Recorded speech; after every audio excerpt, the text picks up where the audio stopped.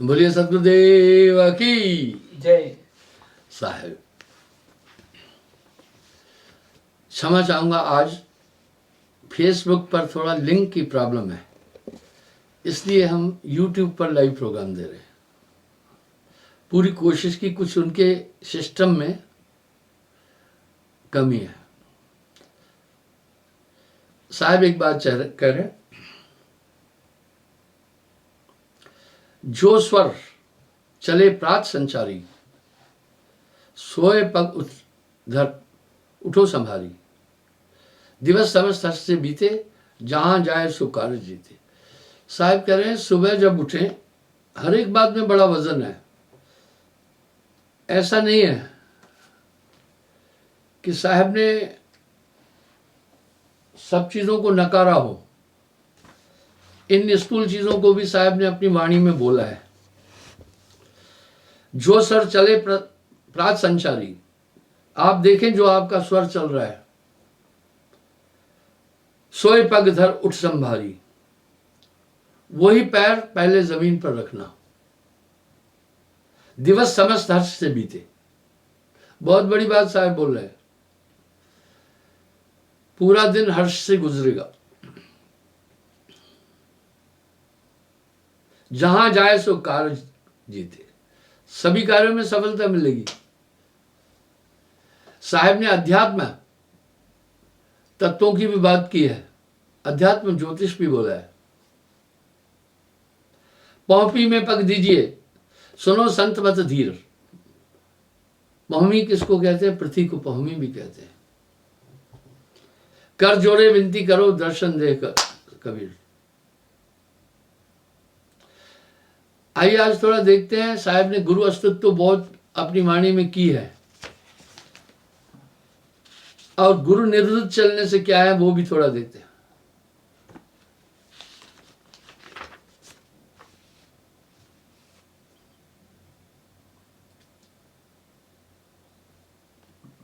जात बढ़ाई आश्रम, मान बढ़ाई खोए। जैसे गृहस्थ आश्रम है, संन्यास्त आश्रम है, जो सदगुरु के पल लगे, साचा शिष्य सो होए। कुल का भय सबिन को भारी, गुरु आगे राखे मात, करे विनती दुख मेटो नाथ। प्रार्थना करें। मैं एक चीज देखता हूं, गुरुदेव ने कहा था, संतों ने वाणी में कहा है, संतों के साथ, गुरु के साथ रहना खांडे की दार पर चलना है। कई लोग मेरे पास आते हैं, कहते हैं हम यहीं रहेंगे। ठीक है, मैं समझता हूं। मैंने ये वृत्तांत एक बार पहले भी बताया। हमारे 30-40 आश्रम पर कोई आदमी नहीं है। रात को सिर्फ ड्यूटी वाले आकर सोते हैं। तो कुछ लोग अपने तरीके से वहां मनमानी कर लेते हैं, घुसाते हैं अंदर, बच्चे खेलने लग जाते हैं। अब 220 आश्रम में 220 सर्वेंट रखना भी थोड़ा मुश्किल है। जब ये मैंने संवाद भोपाल में उठाया, मैं कहा भाई कोई आए यहां रहे, भोजन वस्त्र आदि बाकी जीवन की आवश्यक चीजें, जेब खर्च सब देंगे। थोड़ा बहुत जो काम हो सके, सेवा हो सके वो कर लेना। अगर कुछ नहीं हो सके तो अपनी सेफ्टी देख लेना, भोजन साजन अपना बनाना, थोड़ी झाड़ू आदि लगाना। बलपूर्वक किसी को कार्य करने के लिए कभी नहीं प्रेरित करता हूं। अजी 3 आदमी इकट्ठे हुए, बोला हम जीवन भर आपके पास रहेंगे। मैं कहा ठीक है भैया। तीनों को मैं यहां लाया, कपड़े लत्ते दिए, बाकी सब चीज की, रहो। 1 महीने बाद वो उब गए। क्यों उबे? यहां कोई मनोरंजन नहीं है, यहां तो मनोभंजन है। मैं कहता हूं इतना अच्छा अवसर मिलेगा, तुम यहां सुमरन करो ना, भोजन साजन तो है ही है, बाकी कोई चिंता नहीं। 1-1.5 महीने बाद मुझे एक आदमी ने कहा, गुरुजी थोड़ा कर्जा है, वो उतारना है, आज्ञा दो जाऊं। मैं कहा ठीक है कोई बात नहीं। कितना कर्जा है, मैं पैसे दे देता हूं। अभी यहां आए हो, बोला 10,000 है। मैं बोला 10,000 मुझसे ले लो। बोला नहीं गुरुजी आपसे नहीं लेना। क्यों? उसका मंतव्य भगने का था। वाकिफ है हम भी खूब हर एक इंतकाम से। उसका मंतव्य भगने का था। मैंने कहा भाई मुझसे ले लो 10,000 रुपये, वहां कमा कर तुम क्या दोगे? मेरे विचार से वो सुन भी रहा होगा, पक्का सुन रहा होगा।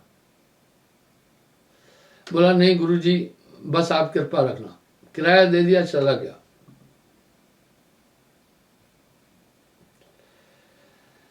एक ने कहा ऐसी जगह मुझे रखो जहां मैं स्मरण भजन कर सकूं, एकांत हो। मैंने कहा ठीक है। एक हमारा आश्रम है चिनाव नदी के किनारे पर, अखनूर से करीब 40 किलोमीटर।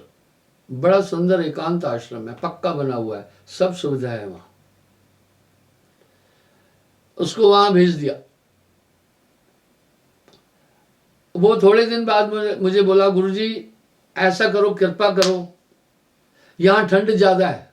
ठंड तो है, किसी और आश्रम पर वहां रखना, यहां मैं सर्दी नहीं बर्दाश्त कर पा रहा हूं। जवान थे तीनों। मैं कहा कोई बात नहीं है। वो भी चला गया। तीसरा तो बताया ही नहीं और चला गया। अभी थोड़े दिन पहले एक लड़का आया महाराष्ट्र से, बोला मैंने यहीं रहना है। तो आप देखो ना, मैं अपने अनुभव शेयर करता हूं ना पब्लिक के साथ में। मैं कहा अच्छा ठीक है देखेंगे। पलटत बुद्धिन लागत बेरी। भैया साहब क्या करें, बुद्धि बदलने में टाइम नहीं लगता है, मन इतना शैतान चीज है। अच्छा वो रहा, महीना 15 दिन रहा होगा, ज्यादा नहीं रहा। वो बोला बस मैं कहीं नहीं जाना, यहीं रहना है। मुझे बताए बगैर ही चला गया। मुझसे पूछा भी नहीं। अब मैं किसी से पूछा, वो लड़के को थोड़ा बोला वो तो चला गया है। हो ये मन। अब साहब कह रहे पलटत बुद्धि न लागत बेरी। तो साहब कह रहे गुरु आगे राखे मात, करे विनय दुख मेटो नाथ। अहो अधीन तुम्हारे दासा, देव आपने चरण दासा। यह तन में तो भेंट चढ़ाऊं। अब आपको एक छोटी और उदाहरण देता हूं। मुझे मेरे पास किसी ने 2 बच्चे भेजे। मुझे कहा बस ये यहाँ रहे। मैं उनको पढ़ा भी रहा था, यहाँ रहते थे, अपनी मर्जी से काम करते थे, सुविधा अच्छी दी थी। बसे कुसंग चाहत कुशल, कहे रहीम बरसोस, महिमा घटी समुद्र की, रावण बसे परोस। यहां साहब एक शब्द कह रहे हैं बड़ा सटीक, दिलांक अमरहमी कोई न मिलिया। दिलांक अमरहमी कोई न मिलिया, जो मिलिया वो गर्जी। कहे कबीर आसमान फटा है, क्यों कर सी ये दर्जी। अब वो लड़के जब यहां रहते थे, बड़ी गंदी लत में पड़ गए। वो चुपके से आश्रम में चले जाते थे, कहीं ब्लू फिल्म देखते रहते थे। अब शायद उनके माँ बाप मुझे यूं कह सकते, गुरुजी हमने बच्चे आपके आश्रम में छोड़े, ये तो बिगड़ गए। अब यहां साहब क्या कह रहे हैं, अरे गुरु बेचारा क्या करे। यहां तो साहब गुरु को बेचारा बना दिए। जो चेला खोटा होए, पारस बेचारा क्या करे जब लोहा खोटा है। हरकतें कुछ अजीब करने लगे। आज तक मैं किसी को आश्रम से भगाया नहीं हूं, पर मेरे गुरुदेव का एक शब्द था। मुझे कहा गुरु मधु जो यहां शरणागत है, बूढ़ा भी हो जाए उसे मत छोड़ना, पाप लगता है। एक महात्मा रहता था आश्रम में, बूढ़ा हो गया, गलतियां भी की उसने कुछ। वो महात्मा थोड़ी चोरी चंडाली भी किया, पर मैं दिल में सोचा ये बहुत बुजुर्ग है, इसको भगाना नहीं है। 6 महीने बिस्तर पर मलमूत्र करता रहा हो।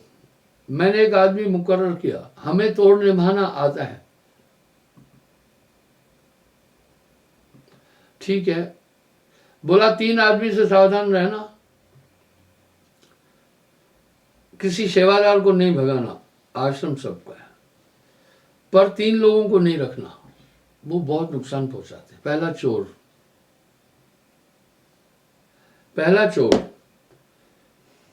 बहुत नुकसान करेगा। एक बार मेरे आश्रम पर मेरे एक शिष्य हाई कोर्ट के जज थे, वो आए। जब वो आते हैं तो इलाके के सेशन कोर्ट जज भी, बाकी भी आते हैं उनको सम्मान के लिए। तो एक जज साहब भी आए। जब हाई कोर्ट के जस्टिस साहब चले गए, उसके बाद वो भी जब जाने लगे तो उन्होंने जो जूता उतारा था किसी ने उठा लिया। कुछ लोग यूं करते हैं, पुराना जूता पहन के आते, चोरी करते हैं ना, वो वहां छोड़कर नया कोई उठाकर चले जाते हैं। वाह, मैं आपको थोड़ा सतर्क कर रहा हूं एक चीज के लिए। दुनिया में बड़ी बेईमानी है। मैं बेईमानी और ठगी तो करता नहीं, लेकिन मुझे इसका ज्ञान बहुत आ गया। रेलगाड़ी में सूटकेस उठाने वाले क्या करते हैं, बड़े चालाक हैं। वो भी एक सूटकेस लाते हैं। सूटकेस में कुछ ज्यादा होता नहीं है, बस ऐसे ही फर्जी। टिकट हाई क्लास की लेते हैं। जब उनको उतरना होता है, पहले तो वो क्या करते हैं, दूसरे डब्बे में उनका एक साथी है, वो देखते हैं आदमी बेखबर हुआ, वो सूटकेस उठाते हैं किसी रेलवे स्टेशन पर। अगर किसी ने देख लिया तो कहता है, ओ सॉरी, मेरा भी ये सूटकेस पड़ा था। ठीक है, बड़े सेफ होकर के उठाते हैं। नहीं उठाया। और मोटरसाइकिल चोरी तो बहुत होती है, और 10 मिनट के अंदर मोटरसाइकिल का बेड़ा गर्क कर देंगे, पूरा खोल देंगे। आपने मोटरसाइकिल खड़ी की, यहां भी चोरी करते हैं लोग, सावधान रहना है। क्या उनके पास मास्टर चाबी है? पहले वो देखते हैं जिस आदमी की ये मोटरसाइकिल है, ऑब्जर्वेशन करते हैं पूरा। किसी मॉल में गए, दुकान में गए, तो फिर क्या करते हैं, अपनी मोटरसाइकिल उसके पास में खड़ी करते हैं और मास्टर चाबी से उसकी मोटरसाइकिल उठाते हैं। अगर किसी ने पकड़ा तो कहते हैं, सॉरी भाई, यार ये मेरी मोटरसाइकिल थी, मैं गलती से। कितना सेफ था, आप उसको कुछ नहीं कर सकते।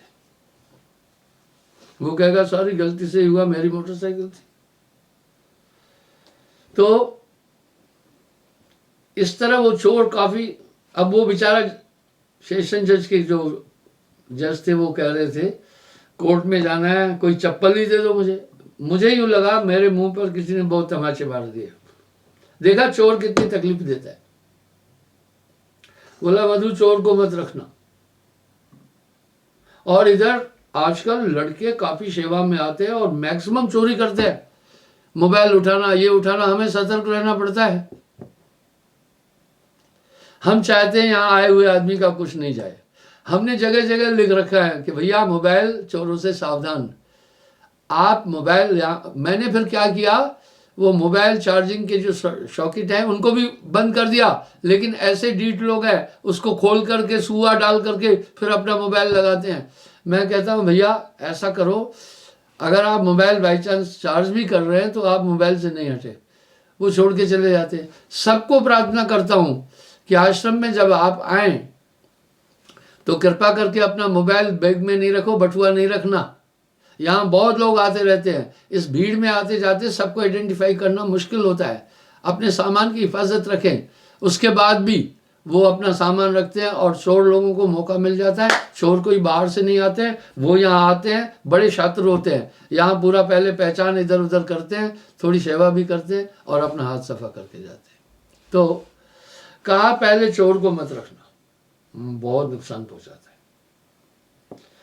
दूसरा, जो आदमी चरित्रहीन है उसको आश्रम में नहीं रखना। मधु बहुत नुकसान करेगा। और नुकसान किया है ऐसे लोगों ने।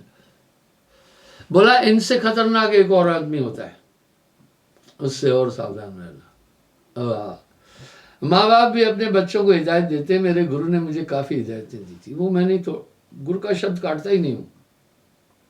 आगे बताऊंगा शब्द काटने से क्या क्या होता है। तीसरा, जो अहंकार करता है, सेवा करके सोचता है मैं सबसे बड़ा हूं, वो बाकी किसी आदमी को वहां रहने नहीं देगा, सबको भगाएगा। ऐसे ही दो लोग मेरे पास आए।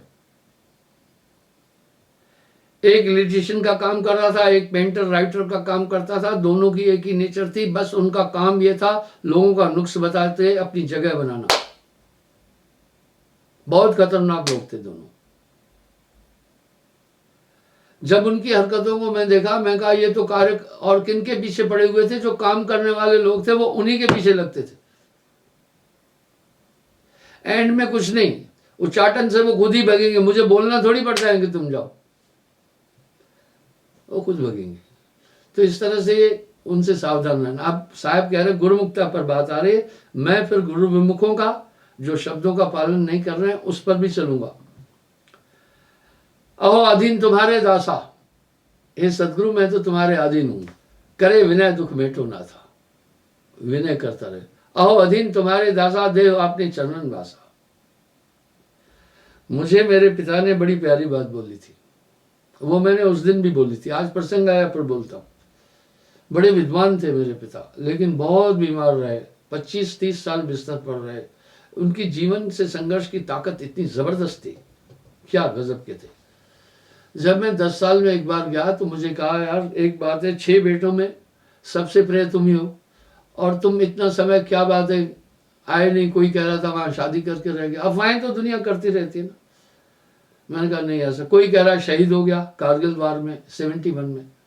मैं बोला नहीं, मैं दीक्षा लिया, मैं संन्यास जीवन गुजारना, गुरु की सेवा करना है। मेरी माँ कहने लगी यार ऐसे कैसे, शादी तो करनी पड़ती है, माँ तो यही चाहेगी ना। पिताजी ने मुझे बताया, बड़ी प्यारी बात कही।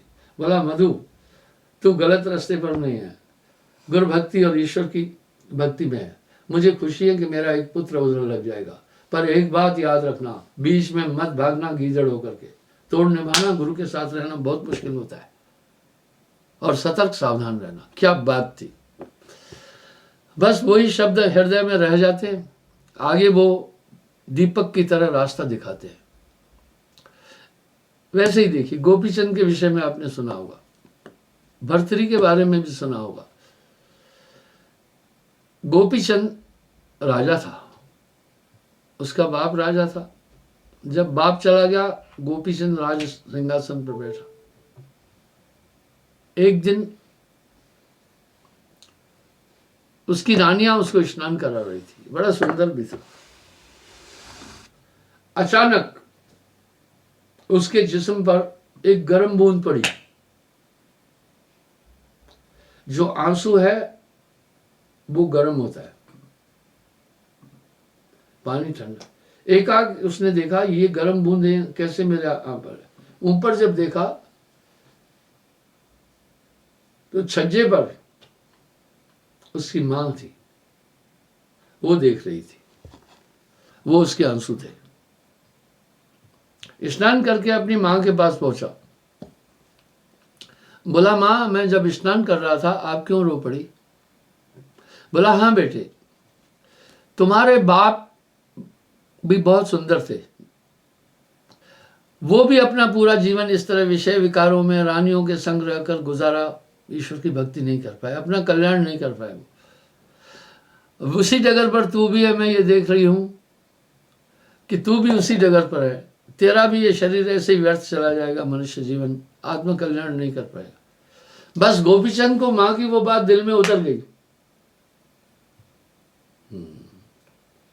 गोपीचंद ने संन्यास ले लिया इस बात के लिए।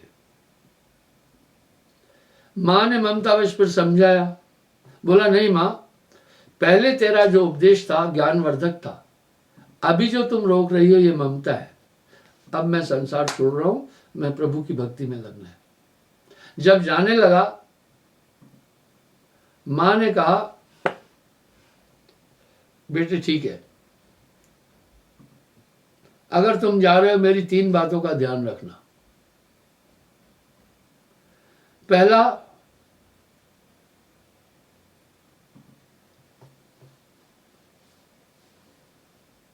सुंदर बिस्तर पर सोना, अच्छे बिस्तर पर सोना। दूसरा, स्वादिष्ट भोजन खाना। तीसरा, मजबूत किले में रहना। गोपीचंद ने मां को कहा, मां शायद ये मैं तीनों बातें नहीं कर पाऊंगा, मैं यहां से सन्यासी होकर जा रहा हूं, अपने साथ कोई संपत्ति नहीं ले रहा हूं, स्वादिष्ट भोजन के लिए धन चाहिए, इसलिए मां स्वादिष्ट भोजन कैसे खा पाऊंगा, कभी घी घड़ा, कभी रोखा चना, कभी वो भी बना। मां ने कहा बेटे जब बहुत भूख लगे तब खाना, सब चीज स्वादिष्ट लगेगी, ये स्वादिष्ट भोजन खाना है। बोला मां दूसरा तुमने कहा अच्छी सेज पे सोना। हे मां मैं यहां से तो कुछ नहीं लेके जा रहा हूं, सब छोड़ के जा रहा हूं। बोला बेटे जब गहरी नींद आए तब सोना, आलसी बन के पड़े मत रहना, तब पत्थरों पर भी सो गए तो वो सेज की तरह लगेंगे। ठीक है। फिर बोला मां आपने कहा मजबूत किले में सोना, अब मैं तो किले फिले छोड़ के जा रहा हूं, मजबूत किला कहां मिलेगा। बोला बेटे प्रभु का सुमरण मजबूत किला है, जहां भी तुम सोना प्रभु का सुमरण करके सोना, यह मजबूत किला। तो मेरा यहाँ एक भावार्थ है, कामी क्रोधी आलसी इनसे भक्ति न होए। मेरे पिता ने भी जो मुझे प्रेरणा दी वो मुझे आज भी याद है। कई बार ऐसे अवसर आए, गुरुदेव शिष्यों को भगा भी देते थे, डांट भी देते थे, तो भय भी लगता था कहीं मेरे साथ ऐसा नहीं हो। मैं कहा ना कोई बात नहीं है, ऐसा नहीं है। लेकिन मैं जब चेक किया तो गुरुदेव ने किसी को नाजायज भगाया नहीं। कुछ शिष्य ऐसे थे कि वो आज्ञा के बगैर घरों में जाकर पांव पूजाई लेते थे और नामदान देना शुरू किया था, गुरु ने तो आज्ञा नहीं दी थी। कुछ नशा करने लग गए थे, इसलिए किसी सेवादार को गुरुदेव ने भगाया ही नहीं। सेवादारों की तो महात्मा को जरूरत है। तो इस तरह से कुछ लोग भी आ जाते हैं, जो चाहो सो तुम अब करो, यह भांड को जयमित भरो। वाह। सेवक का धर्म बताता हूं। इब्राहिम अदम एक बादशाह थे। प्राचीन काल में गुलाम प्रथा थी, दास दासियां थी। दबंग लोग किसी गांव पर हमला करते थे, धन लूट करके जवानों और जवान स्त्रियों को अपने साथ ले जाते थे, फिर उनको बेच देते थे, वो दासियां बनती थी और लड़कों को दास बनाते थे। इब्राहिम अदम ने अपने कार्यकर्ता को कहा भाई एक मुझे गुलाम की जरूरत है। उनको गुलाम भी कहते, दास भी कहते। जाओ बाजार से एक गुलाम खरीद के लाओ। आज भी लोग बिकते हैं, आप इसको नहीं समझ पाएंगे, बिकते हैं। मैं किसी स्थान का नाम नहीं लूंगा, जहां थोड़ी लड़कियां बहुल है तो लड़कियों को बेच देते थे 10-20 हजार रुपए में। ये बात कहां से निकली? ये बात बंबई से निकली। फिर वो लड़कियां बेचारी, माँ बाप क्यों बेचते थे कि भाई 4-5 बच्चे हैं, इनको नहीं पाल रहा हूं, एक को बेच दूंगा थोड़ा धन मिलेगा, इससे बाकी को पाल लूंगा। तो उनसे फिर वो जो खरीदते वेश्यावृत्ति कराते। अखबार में पढ़ा था सालों साल पहले, इस तरह ऐसी लड़कियां काफी थी। तो इसी तरह आदम शाह ने भी एक दास को खरीदा। दास आया, वाह। दास से आदम शाह ने बातचीत की, उसकी वृत्तियां जानना चाहा। अदम शाह काफी सूफी संत हुए हैं, काफी प्रसिद्ध दयालु भी थे। पूछा तुम्हारा क्या नाम है? बोला मेरा कोई नाम नहीं, आप मुझे जिस नाम से पुकारोगे वही मेरा नाम है। वाह वाह वाह। मैं आपको एक बात बताता हूं, आप आश्चर्य करेंगे। मेरे छोटे भाई का पोतरू है सुकृत, उसका नाम सुकृत रखा है। सुकृत का मतलब है शुभ कर्म करने वाला। लेकिन अभी वो 2 साल 3 महीने का है,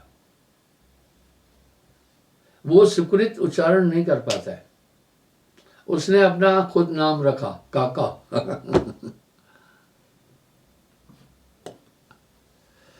एक दिन मैं उससे पूछा शू किसका है? बोला काका का। काका अभी पूरा बोल नहीं पा रहा है।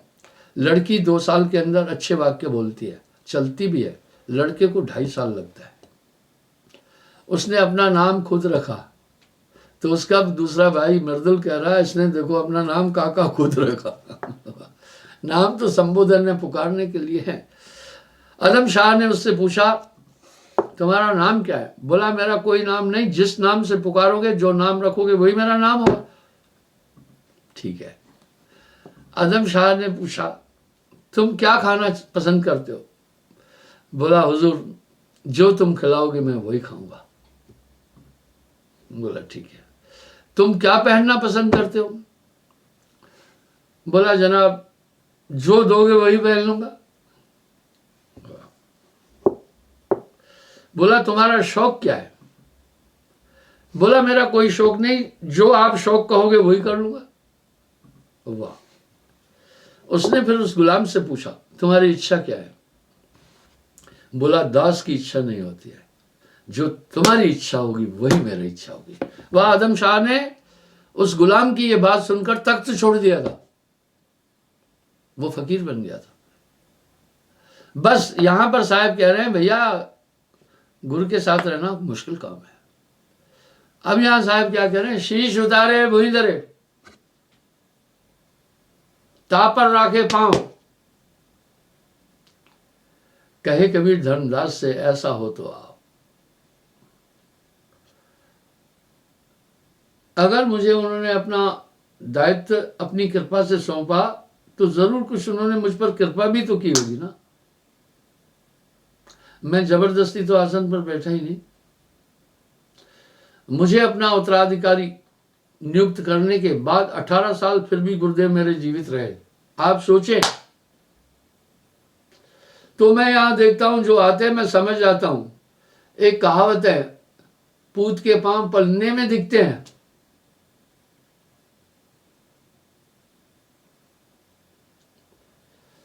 पूत के पैर पलने में दिखते हैं, वो किस दिशा में जाएगा। जब आदमी खड़ा ही हो जाता है मैं उसकी बॉडी लैंग्वेज से सब चीज समझ जाता हूं।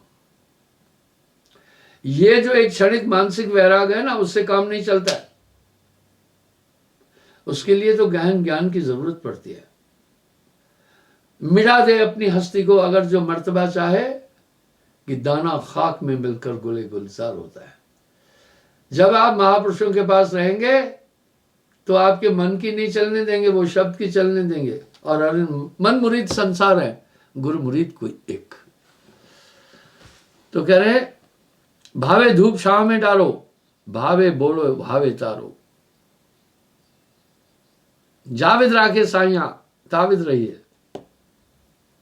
गुण पौरुष कुछ हो नहीं मरो, याविद शरण गए गुरु तेरो। अगर आप विनय वीतिका देखेंगे तो गोस्वामी जी ने भी विनय वीतिका में बहुत प्रार्थनाएं की है। पर क्या बात है, नानक देव जी ने इतनी जबरदस्त प्रार्थनाएं की है जिसका कोई तोड़ ही नहीं है। कह नानक हम नीचे कर्मा, शरण पहेगी राखो शर्मा।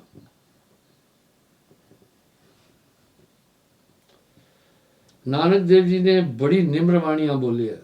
और साहब ने तो कमाल ही कर दिया, गागर में सागर समा दिया है।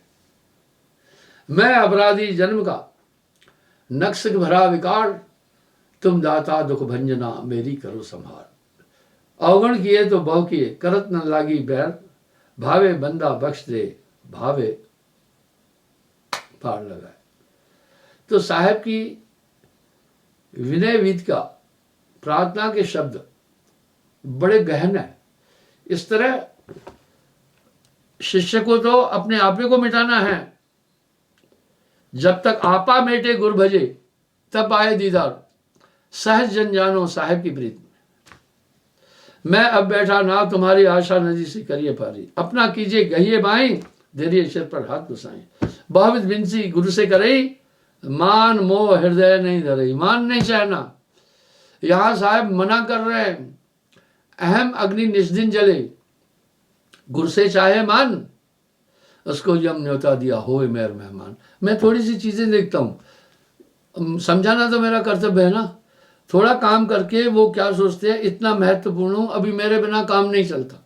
वाह, गुरुदेव ने एक मुझे और बात बोली थी, मधु, जो शिष्य तुम्हें यह एहसास कराए कि मेरे बिना काम नहीं चलता, उसको जल्दी भगाना। हाँ, गुरुदेव ऐसा क्यों बोला, उसको जल्दी भगाना। अहंकारी है, बाकी को भी वो भगा देगा। गुरु से मान चाहना ही नहीं है। क्या बात है बुल्ले शाह की। जे मुर्शिद मैनू दूर दूर राखे, तो दूर दूर नू अपना लेवा। पैर आउंदे दा टुट्टा चित्तर, गानी विच मड़ा लेवा। ये समर्पण वास्तविक हो तो फिर गुरु समाना शिष्य में शिष्य लिया करने, बिलगाए बिलगे नहीं एक रूप दोते। साहब कह रहे कपट चतुराई त्याग कर। अगर थोड़ी भी कपट होगी तो बस बात खत्म हो जाएगी। 100 मन दूध को एक नींबू की बूंद फाड़ सकती है। इस तरह यहां कपट चतुराई और स्वार्थ नहीं हो। स्वार्थ कारण सेवा में पागा, फल कारण सेवा करे। और यो याचे राम, कहे कबीर वो सेवक नहीं समझो नमक हराम। वाह, साहब ने क्या क्या बोला। समर्पण तो इसका बात है, ये है अपनी अपनी गर्ज को अर्ज करे सबको। मेरी अर्जी है यही, तेरी मर्जी होए। ना कुछ किया ना कर सका, ना करने जोग शरीर, जो कुछ किया सो प्रभु किया, भयो कबीर कबीर। मैं आपको एक उदाहरण देता हूं।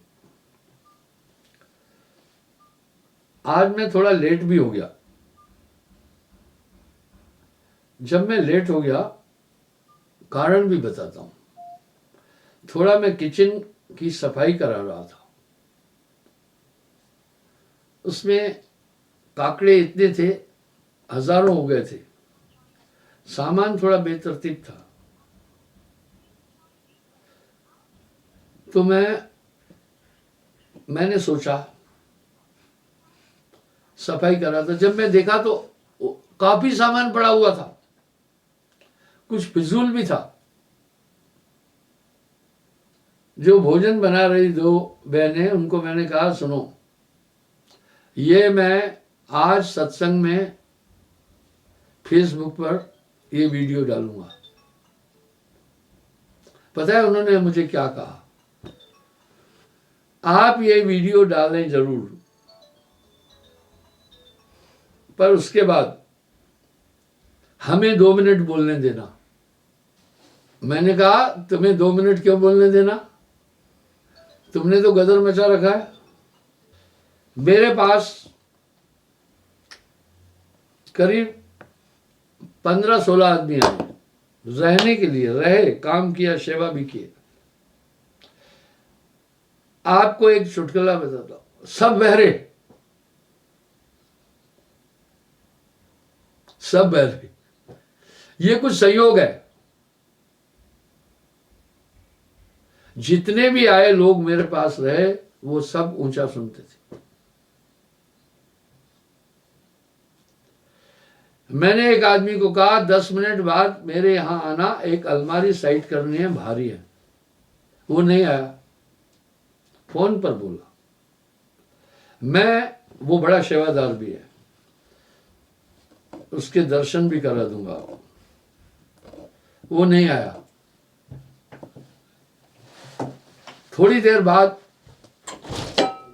मैंने उसको बोला अरे भाई तुम आए क्यों नहीं? मुझे बोला आपने तो 10 बजे बोला था। मैंने बोला था 10 मिनट में। वो नहीं आया, उसने कम सुनता था, जानकर नहीं किया था ऐसा। तो जब मेरे किचन में काकड़े इतने हो गए, हजारों,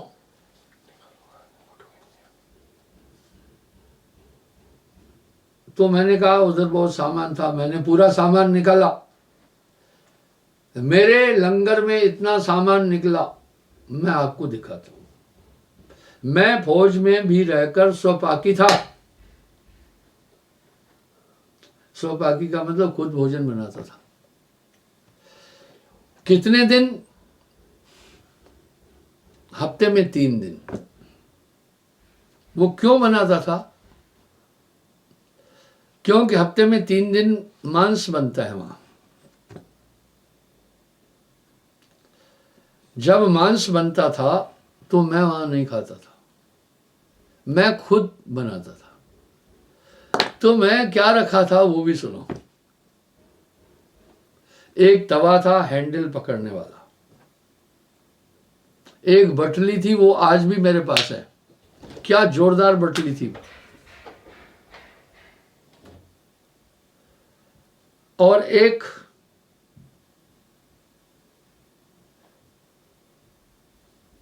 बड़ी थाली थी, एक तवा था, एक बटली थी, बस 3 आइटम थे। भोजन टॉप बनाता था। मटर पनीर जो रोज बनाना, पनीर अपने हाथ से बना, वो बनाकर मैं एक पात्र में रख देता था। एक कढ़ाई थी, 4 आइटम, एक छोटी कढ़ाई थी, बस, और कुछ नहीं था। उसके बाद चावल कम खाता हूं। उसके बाद फिर क्या करता था, उसी बटली में दाल भी बना लेता था, चावल भी थाली में रखता था। बस 4 चीज थी मेरे पास, एक पलटा था, बस। भोजन सुपर बनाता था। आज मेरे लंगर में क्या क्या है आपको दिखाता हूं। काकड़े तो फिर आएंगे ना। तो बंधुओं, इस तरह मैंने जीवन गुजारा, और भोजन इतना स्वादिष्ट बनाता था कि आप पूछिए नहीं। बड़ा स्वादिष्ट भोजन था। तो जब मैंने ये कहा कि आज मैं फेसबुक पर दिखाऊंगा मेरे लंगर में कितना बड़ा गदर कर रखा है, आलसी हो आप लोग, तो उन्होंने क्या बोला, ठीक है आप ये दिखाएं, पर हमें 2 मिनट बोलने का हमें भी मौका देना फेसबुक पर। मैं कहा वो क्यों? बोला हम पब्लिक को ये बताएंगे कि हमने गुरुजी को 50 बार बोला, 100 बार बोला, इतनी बड़ी बिल्डिंगें बना रहे हो, ये अपना लंगर भी अच्छा बनाओ, इसमें काकड़े और सामान ज़्यादा हो गया है और कोई सामान फेंकना नहीं है। मैं कहा वेरी गुड, वेरी गुड। अब मैंने कहा था कि मैं तो भाई वो दिखाना है, मैं आपको अभी अपने लंगर की सामग्री का थोड़ा दर्शन कराता हूँ। मैं एक सन्यासी हूँ और 4 बर्तनों से मैंने 24 साल गुजारे वहां। इतना बड़ा तामझाम मुझे पसंद नहीं है। अभी जो ये बटली लेने गया है, यहां से सिर्फ 20 कदम की दूरी पर मेरा कुक हाउस है। अब मुझे उम्मीद नहीं है कि वो ठीक से सुना हो। उसमें दाल चढ़ाई हुई है, बनी बन रही। अच्छा जी, वो तो दाल चढ़ाई है, दूसरे में उतार कर ले आओ बटली। कह रहे हैं उस बटली में दाल चढ़ाई है। ये बटली मुझे मेरे गुरुदेव ने दी थी लंगर से। ये करीब करीब 50 साल पहले। इस बटली को मैं अपने पास रखता हूं, और क्या क्लासिकल बटली है। पीतल की बटली है, मोटी इतनी है, जो चीज इसमें बनती है स्वादिष्ट बनती है। देखा, आज भी मेरी दाल उस बटली में बन रही है। आइए मैं आपको ये बताना चाह रहा हूं, इस तरह शीश उतारे भुई धरे, साहब कह रहे हैं शीश उतारे भुई धरे, तापर राखे पांव, कहे कबीर धर्मदास से। पहले उस सामग्री का वीडियो देखो, उनका दोष भी नहीं है, क्योंकि लोग जो चीज देते लेकर वो वहीं रख लेते, संभालना मुश्किल हो जाता। लोग कुछ अजब अजब चढ़ाते हैं जो हमें पसंद ही नहीं है, खामखा का खर्चा करते हैं।